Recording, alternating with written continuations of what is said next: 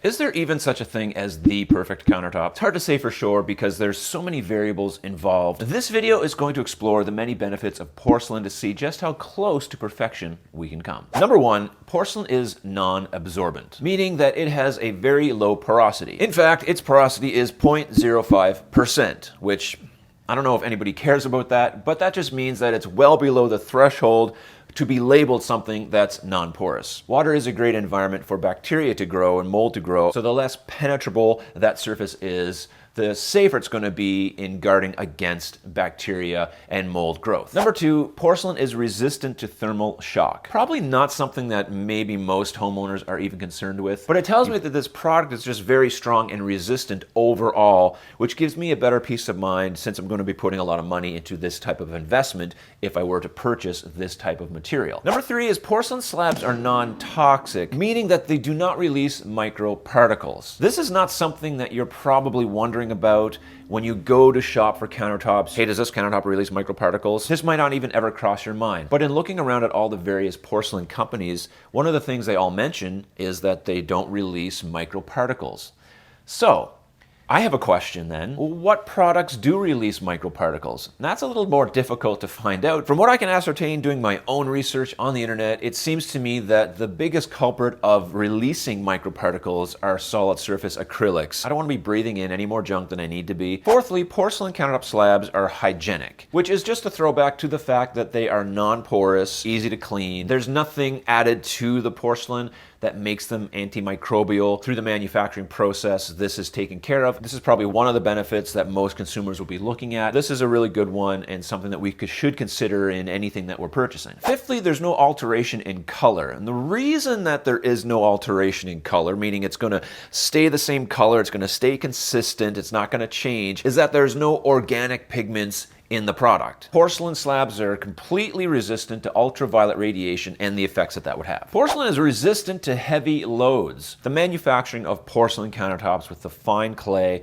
with the hard bake temperature, the fact that it's ultra compact makes it very, very durable and resistant to heavy traffic, heavy use. That's why porcelain tiles are preferred over ceramic tiles in high traffic areas. Now for a countertop, I'm not sure exactly how beneficial this is or isn't.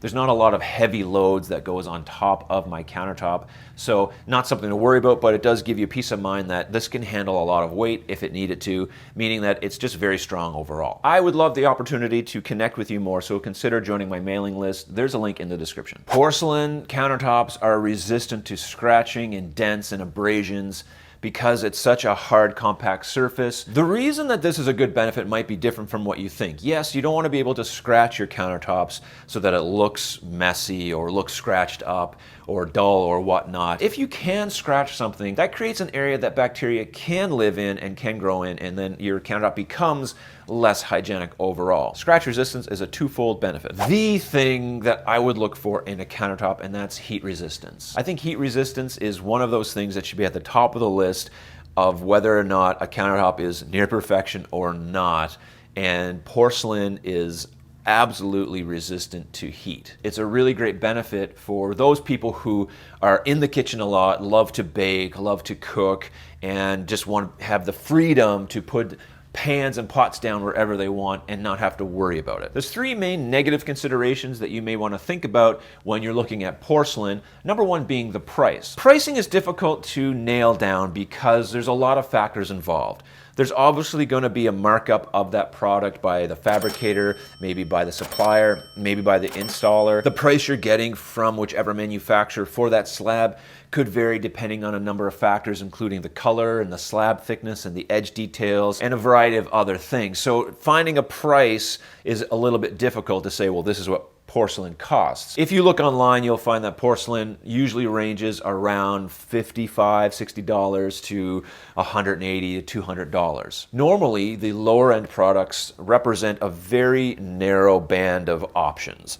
So you may have one, two, or three options that really nobody even likes and probably are not going to buy. Then you have a wider range of products that are in that upper scale, mid to higher price range that normally most people, those are the ones that everybody wants. Be prepared to probably pay a little bit more than you would expect to pay for, say, a quartz or granite. Installation is a little bit more tricky in the sense that, from what I can tell and from what I hear out there in the industry, is that there's not a lot of experience in North America, at least, in installing porcelain countertops. That means the price is usually higher and it's a little more difficult to find an installer. And one of the negatives as far as the surface goes itself is that it is susceptible to a heavy impact. In other words, if you are chopping on it with a meat cleaver or if you're tenderizing meat with a hammer, you may want to rethink about that for another type of surface. Otherwise, completely fine for regular wear and tear, as good as all the other surfaces that are out there. If you are wondering about other countertop materials, check out this playlist of countertop videos from my channel.